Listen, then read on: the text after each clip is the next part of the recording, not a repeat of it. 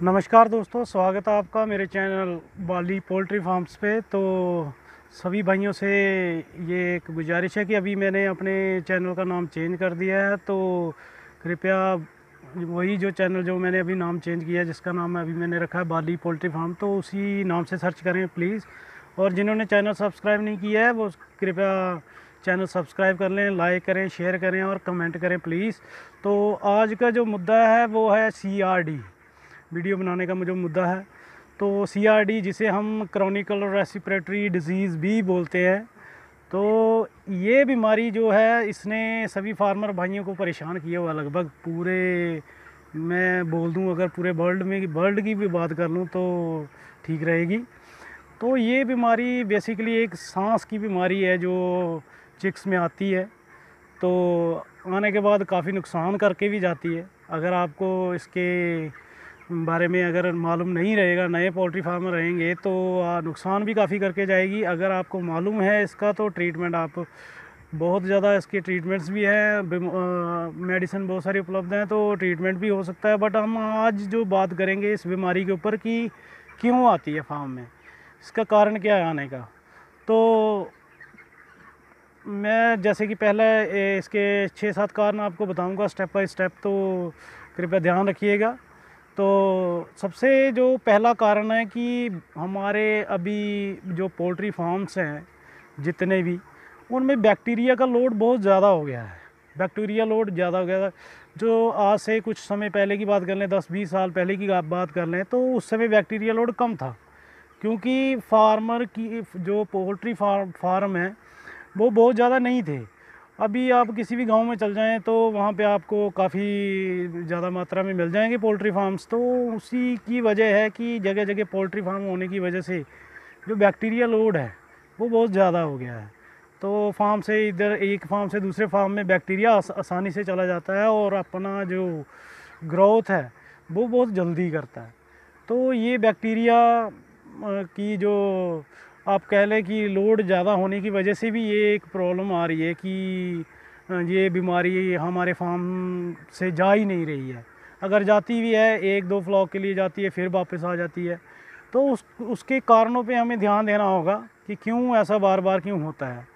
तो सबसे पहले तो यानी मैंने आपको बता दिया कि बैक्टीरिया का लोड, जैसे कि बहुत सारे फार्म्स वगैरह गांव में, एक ही गांव में अगर आप लगा लें, आसपास में अगर आप भी देखेंगे तो आपको भी पता चल जाएगा। तो दूसरा कारण जो है कि फार्मर भाई जो हमारे दवाइयों का यूज़ करते हैं जो इस बीमारी के लिए, तो वो दवाइयाँ क्या करते हैं कि वो एक ही दवाई का यूज़ करते रहते हैं, बार बार हर फ्लॉक में वही दवाई का यूज़ करेंगे, तो वो भी गलत है। क्योंकि जो ये बैक्टीरिया होता है, ये अगर आप एक फ्लॉक में ये आप कोई भी डिसइंफेक्टेंट या कोई भी दवाई आप अगर यूज़ करते हैं, दूसरे फ्लॉक में भी वही करेंगे, तो तीसरे फ्लॉक तक वो आदी हो जाता है। आपका जो बैक्टीरिया, जो फार्म में बैक्टीरिया रहता है, तो वो उसी दवाई का जो आदी हो जाता है, उसको पता चल जाता है कि ये कौन सी दवाई उनको बार बार दी जा रही है, तो उसको सहने के काबिल हो जाता है वो। तो उसको फिर जो ज़्यादा असर नहीं करती। फिर हम जब फार्मर भाई उसमें दवाई डालते हैं, फार्म में स्प्रे करते हैं वगैरह करते हैं, सब करते हैं, उसके बाद भी वो प्रॉब्लम आ जाती है। तो फार्मर भाई ये पूछते रहते हैं कि दवाई तो हमने सारा फार्म को डिसइंफेक्टेंट भी किया, सारा कुछ किया, फिर भी ये प्रॉब्लम क्यों आ गई। तो उसका मेन कारण जो रहता है कि आपने दवाई का चेंज नहीं किया। आपने सॉल्ट थोड़ा सा चेंज करना चाहिए, आपको दवाई थोड़ी सी चेंज करनी चाहिए। सॉल्ट तो वही रहेगा, पर सॉल्ट की जो मात्रा है वो कम ज़्यादा हो जाएगी, दूसरा सॉल्ट उसमें थोड़ा सा और मिक्स हो जाएगा। तो उसकी वजह से जो बैक्टीरिया उसको समझ नहीं आ जाएगा, उसको हर बार चेंज करके अगर आप स्प्रे करोगे तो वो उससे फिर वो बच नहीं पाएगा। तो दूसरा कारण तो वो ये हो गया। तो तीसरा कारण हो गया बायोसिक्योरिटी। फार्मर बहुत ज़्यादा हमारे जो भाई बायोसिक्योरिटी का ध्यान नहीं रखते। बायोसिक्योरिटी का अगर ध्यान नहीं रखोगे तो प्रॉब्लम तो आएगी। तो बायोसिक्योरिटी के लिए मैंने आपके लिए एक वीडियो बना के रखी हुई है, वो आप उसको देख लें। तो बायोसिक्योरिटी का ध्यान कैसे रखना है अपने फार्म में, तो वो वहाँ से आपको पता चल जाएगा। तीसरे नंबर पे आ गया जो, जैसे सर्दियाँ जब आ जाती हैं, सर्दियों में ये कॉक्सी की बहुत ज़्यादा प्रॉब्लम हो जाती है। तो सर्दियों में ज़्यादातर होता क्या है कि हम पर्दे बंद रखते हैं।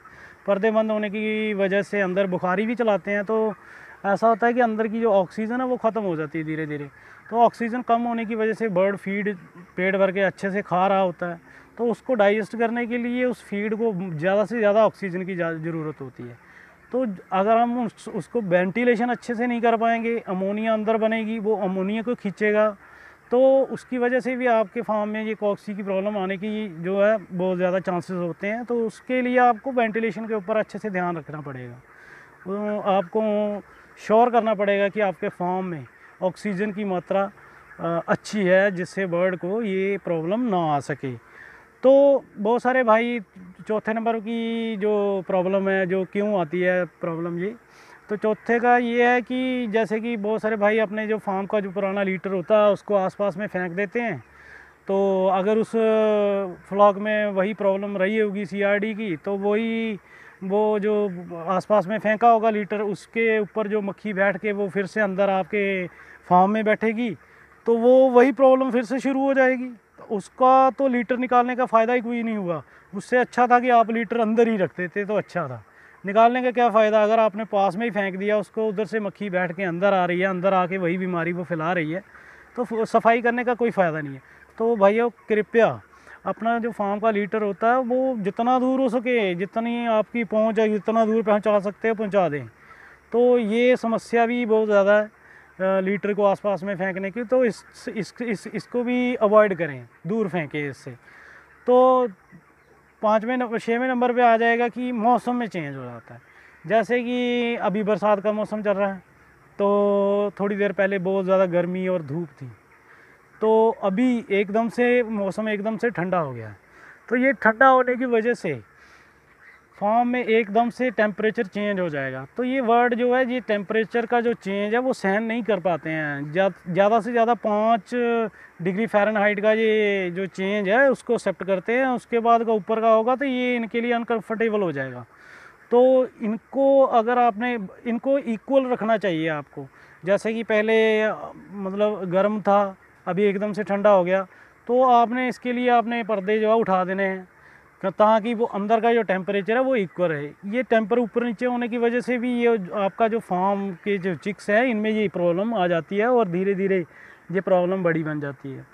उसके बाद ये प्रॉब्लम 7वें नंबर की जो बात मैं आपको बताऊंगा कि वो हैचरी से भी कई बार ये प्रॉब्लम जो आ जाती है, क्योंकि हैचरी में से जो अंडा वो लाते हैं, वो लेयर फार्मिंग से पेरेंट्स से लाते हैं, तो कई बार वो पेरेंट को भी कई बार सीआरडी से वो ग्रस्त होता है, तो वो अंडा दे देती है, तो वो अंडा हैचरी में हैच होता है, तो वो बीमारी जो पीछे से आ जाती है।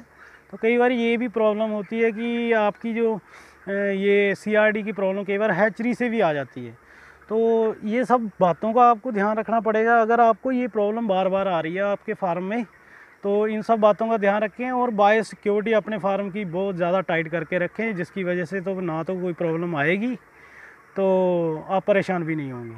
तो भाइयों इन सब बातों का ध्यान रखिए आप, तो इस बीमारी से आप छुटकारा पा सकते हैं। बाकी ऐसा कोई फार्म नहीं बचा है यहाँ पे ये बीमारी ना आई हो। तो इसके लिए हम पहले अगर प्रिकॉशन ही अपना लें तो अच्छा है। उससे क्या होगा कि आज ये बीमारी जो है फार्म में आएगी नहीं। अगर आ गई है उसके बाद तो उसका ट्रीटमेंट अगली वीडियो में आपको बताऊंगा। अगर आपके फार्म में ये आ गई है, इससे क्या हो सकता है और इसका ट्रीटमेंट क्या होगा, वो मैं आपको अगली वीडियो में बताऊंगा। तो इस वीडियो में इतना ही। Thank you very much.